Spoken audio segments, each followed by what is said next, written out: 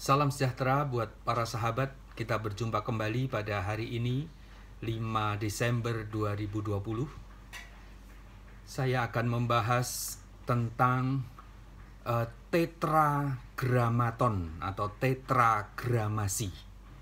Jadi tetragrammaton itu terdiri dari dua kata, yaitu tetra artinya 4 dan grama atau grammaton atau gramasi artinya huruf atau letter. Jadi tetragrammaton atau tetragramasi adalah 4 huruf. Ya, ini sangat dikenal di kalangan orang Israel, di kalangan orang Yahudi.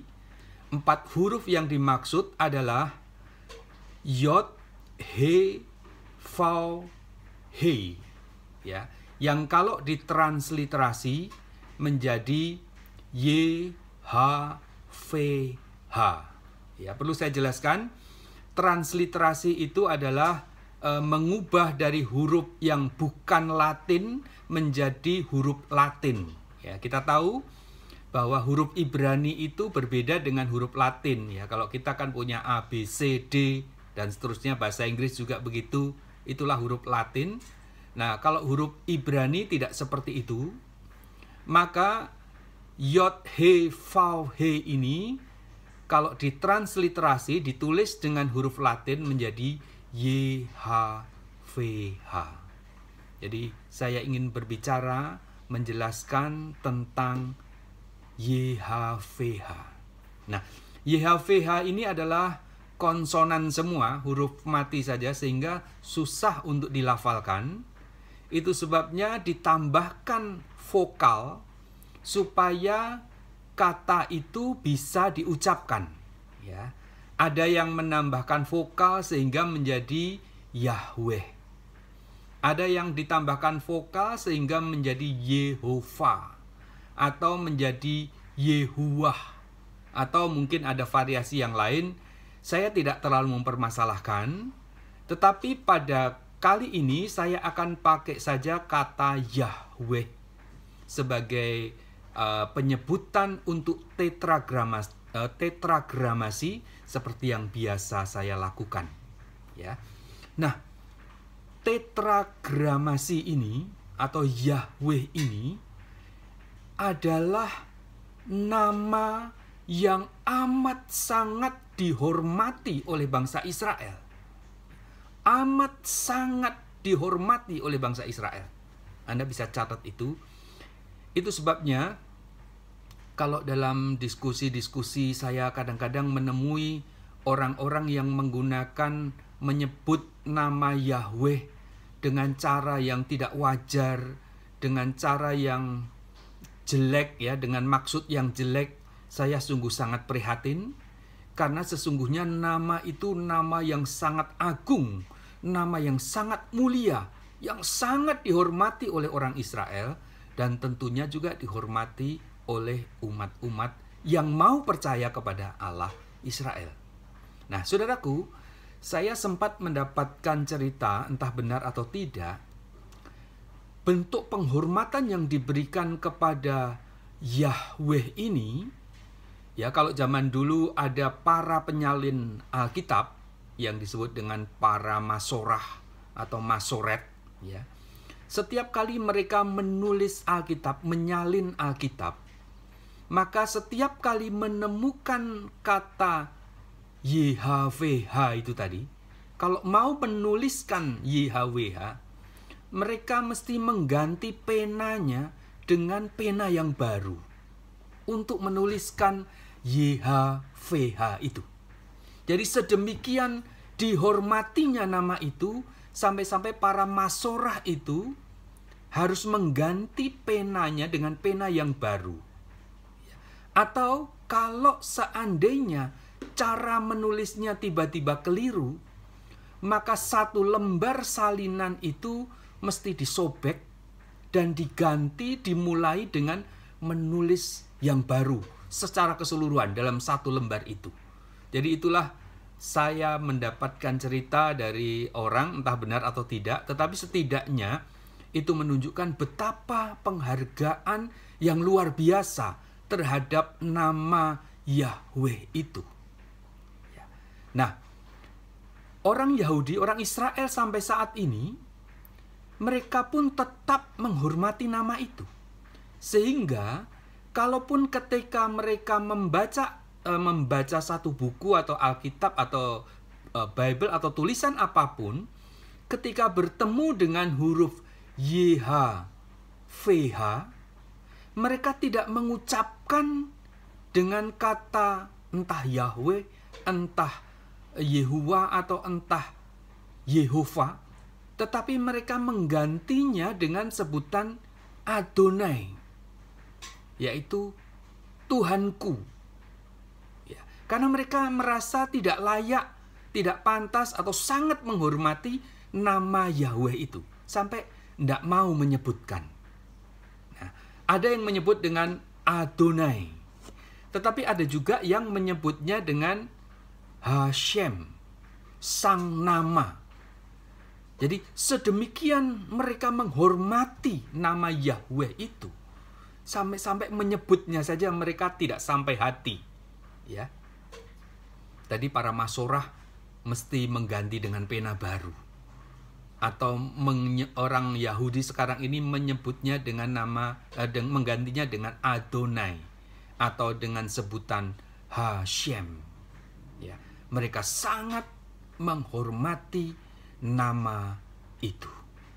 Ya, saudara-saudaraku, dalam batas-batas tertentu penghormatan itu sama seperti, mirip ya, tidak sama ya, mirip kalau anak saya yang sangat menghormati saya tidak menyebut saya dengan nama saya, ya. Jadi anak-anak saya tidak akan menyebut saya dengan memanggil saya dengan Benny, ya. Tetapi mereka akan menyebut saya dengan Papi.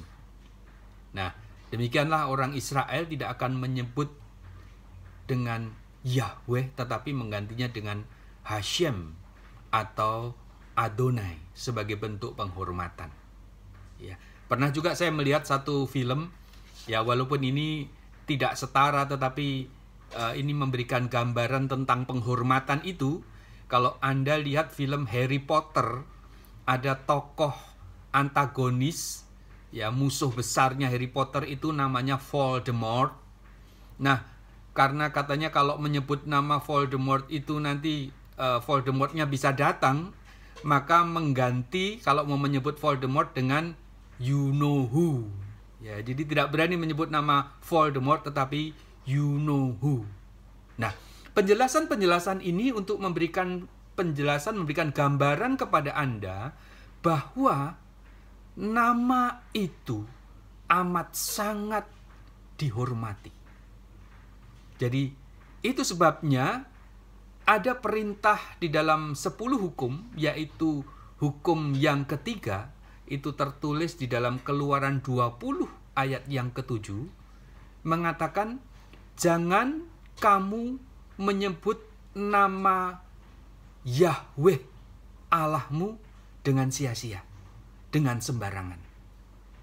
Jadi penghormatan ini diperlukan untuk tidak menggunakan nama Yahweh dengan sembarangan.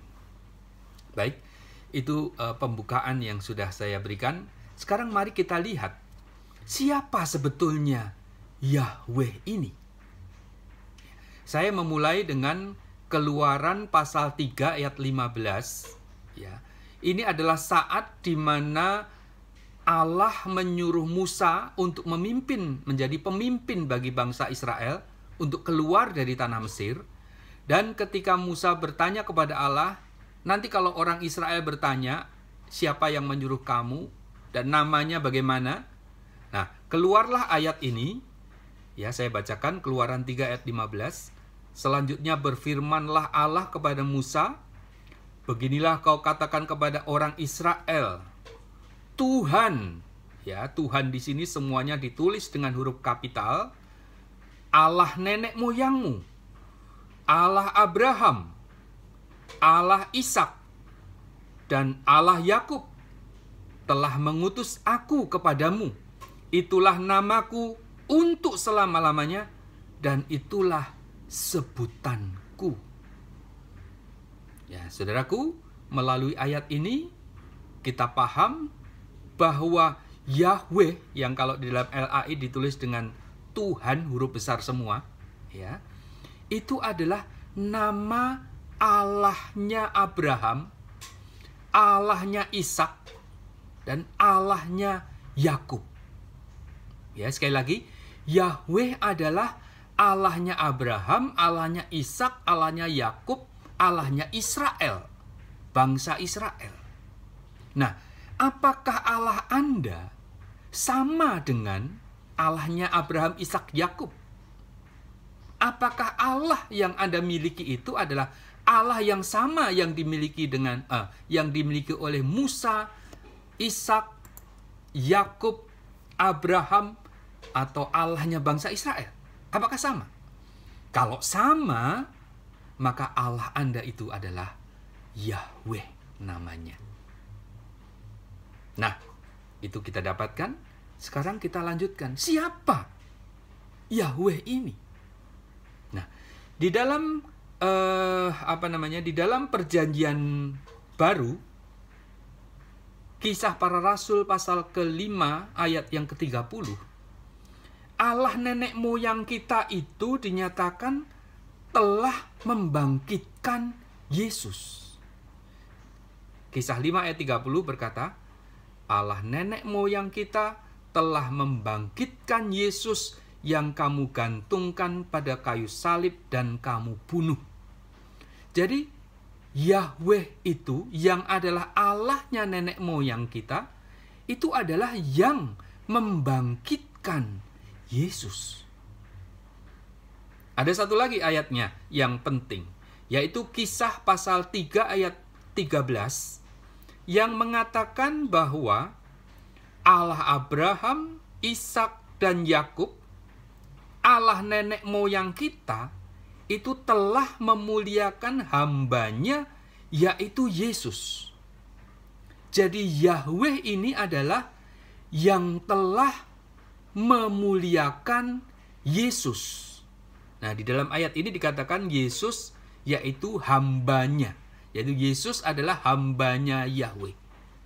Jadi kita mendapatkan gambaran yang benderang di sini, bahwa Yahweh itu adalah yang membangkitkan Yesus, dan bahwa Yahweh itu adalah yang memuliakan Yesus. Dengan demikian sudah pasti Yahweh itu bukan Yesus. Yahweh itu adalah yang membangkitkan Yesus dan yang memuliakan Yesus. Ya. Semoga Anda paham karena ini sangat mudah. Ya. Baik, kita lanjutkan. Bagaimanakah Yahweh ini? Mari kita lihat Ulangan pasal 10 ayat yang ke-17. Ulangan 10 pasal yang ke-17 dinyatakan demikian.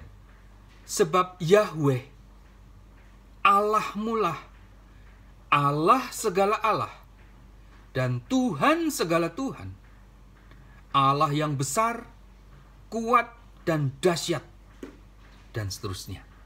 Jadi di kitab Keluaran 10 ayat 17, yang juga sama isinya dengan Yosua pasal ke-22 ayat 22, Yosua 22 ayat 22, Yahweh ini adalah Allah segala Allah. Ya. Ingat, di Ulangan 10 ayat 17 ini, gelarnya memang mirip dengan Yesus. Ya. Yesus kan juga disebut Tuhan segala Tuhan, ada juga Raja segala Raja. Tetapi ada satu sebutan yang dikenakan kepada Yahweh yang tidak dimiliki oleh Yesus, yaitu Allah segala Allah. Apa maksudnya Allah segala Allah? Jadi Allah segala Allah itu adalah Allah yang tertinggi, yang tidak ada lagi posisi Allah di atasnya. Itu sebabnya, kalaupun ada yang berkata Yesus itu adalah Allah, tetapi Alkitab, Wahyu 3 ayat 12 menyatakan, Yesus itu bahkan sampai di surga, tetap punya Allah. Ya. Jadi Yesus kalaupun ini dianggap sebagai Allah, tetapi Yesus bukanlah Allah segala Allah. Karena di atasnya Yesus masih ada Allah, yaitu Yahweh. Jadi sekali lagi, Ulangan 10 ayat 17 yang dipertegas oleh Yosua 22 ayat 22 mengatakan, Yahweh ini adalah Allah segala Allah. Jadi Allah yang maha tinggi, luar biasa tingginya. Jadi tidak ada lagi posisi yang di atasnya dia. Karena dia sudah mencapai top level Allah segala Allah. Ya. Baik, poin yang berikutnya. Bagaimanakah Yahweh ini? Nah, Mazmur 89 ayat 7 menuliskan, sebab siapakah di awan-awan yang sejajar dengan Yahweh, yang sama seperti Yahweh di antara penghuni surgawi? Ini Daud sedang menuliskan kalimat oratoris, ya, satu pertanyaan yang tidak perlu dijawab sebetulnya. Jadi melalui ayat ini, melalui kalimat ini, Daud sedang mengatakan bahwa di surga tidak ada yang sama seperti Yahweh. Jadi Yahweh ini memang luar biasa, sangat istimewa. Tidak ada yang menyamai. Jadi tidak ada satupun penghuni surga yang menyamai Yahweh. Ya. Jadi kalau bagaimana dengan Yesus, ya, di beberapa waktu yang lalu di Keluaran pasal yang ke-15, Keluaran pasal 15 dikatakan ada makhluk surga itu yang sama seperti Yesus. Dan bahkan nanti saat kita sudah dibangkitkan, kita ini juga akan menjadi sama seperti Yesus dalam keadaan yang sebenarnya. Ya, jadi ada di 1 Yohanes pasal 3 atau pasal 2 kalau tidak salah, saya tidak terlalu ingat. Jadi kalau Yesus itu masih ada yang menyamai. Ya. Tetapi kalau Yahweh ini tidak ada yang menyamai. Seluruh makhluk surga sekalipun tidak ada yang menyamai Yahweh. Ya, itu pernyataan Daud. Nah, pernyataan itu dipertegas oleh Rasul Paulus di dalam 1 Timotius 6 ayat 16. Dikatakan begini, dialah satu-satunya yang tidak takluk kepada maut. Wah, nama satu-satunya itu berarti tidak ada yang lain. Dan dikatakan di sini dialah satu-satunya yang tidak takluk kepada maut. Yahweh itu tidak takluk kepada maut. Nah, bagaimana dengan Yesus? Yesus itu takluk kepada maut. Walaupun pada akhirnya Allah membebaskan dia dari kuasa maut. Ya. Tetapi Yesus takluk kepada maut. Ya, Yahweh inilah satu-satunya yang tidak takluk kepada maut. Nah, dengan demikian ini membuat perbedaan dengan makhluk-makhluk yang lain. Karena tidak ada yang menyamai Yahweh.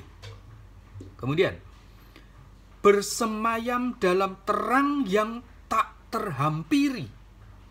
Begitu agungnya, begitu luar biasa hebatnya Yahweh ini, sehingga tidak ada yang mampu menghampiri, tidak ada orang yang mampu menghampiri. Ya. Kemudian, seorang pun tak pernah melihat dia, dan memang manusia tidak dapat melihat dia. Jadi pernyataan Rasul Paulus ini mempertegas keistimewaan, keagungan, keluar biasaan Yahweh yang tidak ada bandingnya. Ya. Baik, kita lanjutkan. Apalagi, bagaimana lagi keadaan Yahweh ini? Saya ingin membuka Alkitab kita di dalam Wahyu pasal yang ke-20 ayat yang ke-11. Ya, sebelumnya perlu saya jelaskan. Yahweh tadi kan Allahnya Abraham, Ishak, Yakub, Allahnya bangsa Israel. Nah, oleh Yesus di dalam Yohanes 8 ayat 54, Allah Israel itu disebut sebagai Bapa. Ya, saya bacakan jawab Yesus, Yohanes 8 ayat 54. Jikalau aku memuliakan diriku sendiri, maka kemuliaanku itu sedikit pun tidak ada artinya. Bapakkulah yang memuliakan aku. Tentang siapa kamu berkata, Dia adalah Allah kami. Jadi, Yesus sedang berkata kepada orang Israel, kalau orang Israel itu berkata tentang Allah, Allah mereka, itulah Bapaknya Yesus. Ya, jadi kita sekarang semakin paham bahwa yang disebut Yahweh itu adalah Allahnya Abraham, Ishak, Yakub, Allahnya bangsa Israel, yang oleh Yesus disebut sebagai Bapa. Lalu Yesus juga menambahkan bahwa Allah itu, Yahweh itu, bukan hanya Bapaknya Yesus, melainkan juga Bapaknya kita. Yohanes pasal 20 ayat 17, Yesus menegaskan, Allahku, Allahmu, Bapakku, itu juga Bapakmu. Ya. Jadi Yahweh yang luar biasa itu adalah Allahnya Abraham, Ishak, Yakub. Ternyata juga adalah Allahnya Yesus. Dan oleh Yesus disebut sebagai Bapa, itu juga adalah Bapaknya kita. Ya. Baik, saya teruskan pembahasan tadi tentang Wahyu. Wahyu pasal 20 ayat 11 mengatakan demikian. Lalu aku melihat suatu tahta putih yang besar, dan Dia yang duduk di atasnya. Dari hadapannya lenyaplah bumi dan langit, dan tidak ditemukan lagi tempatnya. Saudara-saudaraku, di dalam kitab Wahyu, di sepanjang kitab Wahyu, kalau disebut tentang Dia yang duduk di tahta, ya, itu selalu menunjuk kepada Allah Bapa, bukan menunjuk kepada Yesus. Karena Dia yang duduk di tahta itu bukan anak domba. Ya, di dalam Wahyu pasal ke-5 ada ayat yang mengatakan anak domba itu menerima gulungan kitab dari Dia yang duduk di tahta. Jadi tidak mungkin Dia yang duduk di tahta itu adalah Yesus. Ya, karena Yesus adalah anak domba. Nah, Dia yang duduk di tahta itulah Allah, yaitu Yahweh, yaitu Bapa. Kembali saya baca Alkitab Wahyu 20 ayat 11. Lalu aku melihat tahta putih yang besar, dan Dia yang duduk di atasnya, yaitu Bapa, yaitu Yahweh. Perhatikan, dari hadapannya lenyaplah bumi dan langit, dan tidak ditemukan lagi tempatnya. Inilah kehebatan Yahweh. Kalau Yesus datang kedua kali nanti, Yesus datang dalam kemuliaan Allah, itu semua orang sudah pada ketakutan. Kuasanya sangat besar. Ya. Yesus yang membawa kemuliaan Allah saja sudah begitu hebat. Nah, kalau Allah sendiri, yaitu Yahweh sendiri, maka dari hadapannya langit dan bumi yang berdosa, bukan berdosa ya, langit dan bumi yang dipenuhi oleh dosa itu lenyap dari hadapannya. Tidak ditemukan lagi tempatnya. Disitulah kehebatan, keluar biasaan, kemahakuasaan Yahweh Allah, yaitu Bapa itu. Itu sebabnya saya mengingatkan kepada saudara, mari kita menghargai Allah, menghargai Bapa, menghargai Yahweh dengan sewajarnya, dengan sungguh-sungguh. Jangan lagi menggunakan nama itu untuk maksud yang sembarangan. Jangan lagi menggunakan nama itu untuk tujuan-tujuan negatif, untuk mencela orang, mencela pengikutnya. Jangan. Nama itu sangat agung, kuasanya sangat luar biasa. Maka hendaklah kita menghargai Yahweh dengan sepenuh hati, sepenuh jiwa, sepenuh akal budi, dan segala-galanya. Demikianlah pembahasan ini. Biarlah segala kemuliaan, segala puji hormat kembali kepada Bapa Allah, yaitu Yahweh yang Maha Kuasa. Amin.